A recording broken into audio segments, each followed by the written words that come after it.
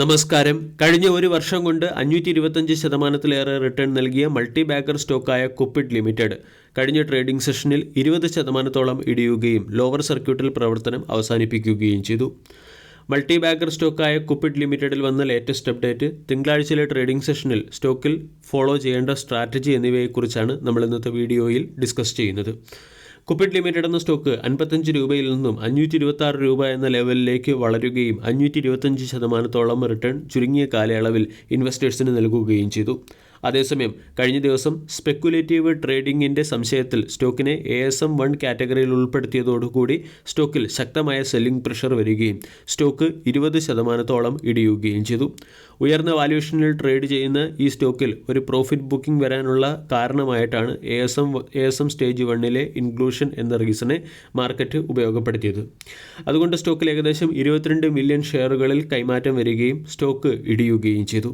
കുപ്പിഡ് എന്ന കമ്പനി പ്രധാനമായും ഗർഭനിരോധന ഉറകൾ, ലൂബ്രിക്കൻ്റ് ജെല്ലി, IVD കിറ്റ്സ് തുടങ്ങിയവ മാനുഫാക്ചർ ചെയ്യുന്ന കമ്പനിയാണ്. ഉയർന്ന രീതിയിലുള്ള എക്സ്പോർട്ട് റവന്യൂവും കമ്പനി ഈ ബിസിനസ്സിൽ നിന്നും ജനറേറ്റ് ചെയ്യുകയും ചെയ്യുന്നു. അതേസമയം ASM1 കാറ്റഗറിയിൽ ഉൾപ്പെടുത്തിയതും കമ്പനിയുടെ പ്രൊമോട്ടേഴ്സ് കൂടുതൽ ഷെയറുകൾ പ്ലഡ്ജിൽ വെച്ചിരിക്കുന്നതും സ്റ്റോക്കിനെ സംബന്ധിക്കുന്ന ചില നെഗറ്റീവ് അപ്ഡേറ്റുകളാണ്. ഏറ്റവും വലിയ അപ്ഡേറ്റ് കമ്പനിയുടെ ഉയർന്ന വാല്യൂഷൻ തന്നെയാണ്. 150 എന്ന ഇൻഡസ്ട്രിയുടെ വാല്യൂഷനേക്കാളും ഉയർന്ന വാല്യൂഷൻ, അതായത് 180 എന്ന പ്രീമിയം വാല്യൂഷനാണ് കുപ്പിഡ് എന്ന സ്റ്റോക്കിന് ലഭിച്ചുകൊണ്ടിരുന്നത്.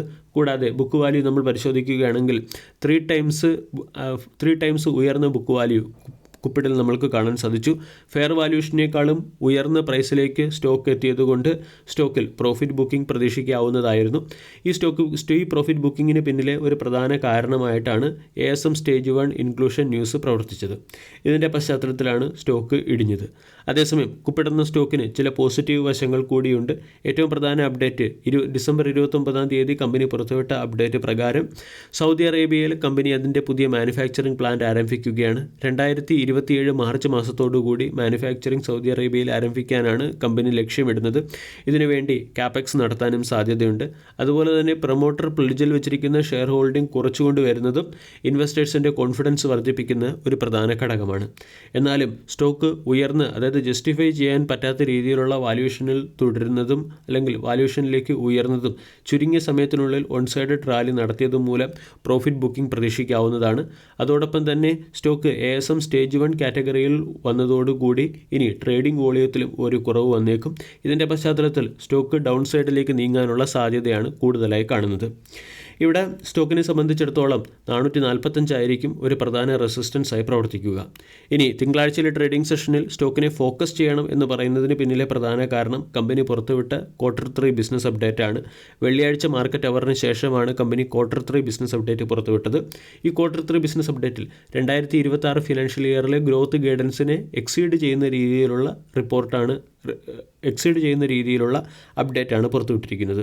ഏകദേശം 335 കോടി രൂപയുടെ റവന്യൂവും 100 കോടി രൂപയുടെ പ്രോഫിറ്റിനും 100 കോടി രൂപയുടെ പ്രോഫിറ്റിനും അടുത്ത പ്രോഫിറ്റ് ആയിരിക്കും Q3 റിസൾട്ടിൽ കമ്പനി റിപ്പോർട്ട് ചെയ്യുക എന്നുള്ള സൂചനയാണ് ബിസിനസ് അപ്ഡേറ്റിൽ ലഭിച്ചിരിക്കുന്നത്.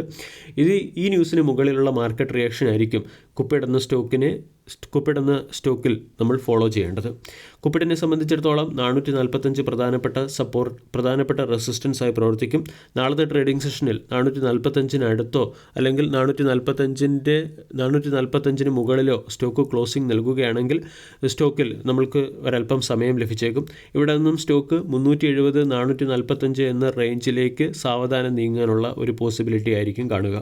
അതേസമയം വരും ദിവസങ്ങളിലും സ്റ്റോക്കിൽ സെല്ലിംഗ് പ്രഷർ ശക്തമാവുകയാണെങ്കിൽ സ്റ്റോക്ക് അതിൻ്റെ സ്ട്രോങ് സപ്പോർട്ട് റീജിയനായ 370 എന്ന ലെവലിലേക്ക് എത്തിയേക്കാം. 370 എന്ന സപ്പോർട്ട് ഏതെങ്കിലും കാരണവശാൽ നഷ്ടപ്പെടുത്തുകയാണെങ്കിൽ സ്റ്റോക്ക് 340, 300 തുടങ്ങിയ റേഞ്ചുകളിലേക്ക് ഇടിയാനുള്ള സാധ്യതയുമുണ്ട്. ASM സ്റ്റേജ് 1 കാറ്റഗറിയിൽ ഉൾപ്പെടുത്തിയതോടുകൂടി ഒരു സ്ലഗിഷ് പെർഫോമൻസ് സ്റ്റോക്കിൽ നിന്നും പ്രതീക്ഷിക്കാവുന്നതുമാണ്. വീഡിയോ എല്ലാവർക്കും ഇഷ്ടമായി എന്ന് വിശ്വസിക്കുന്നു. താങ്ക്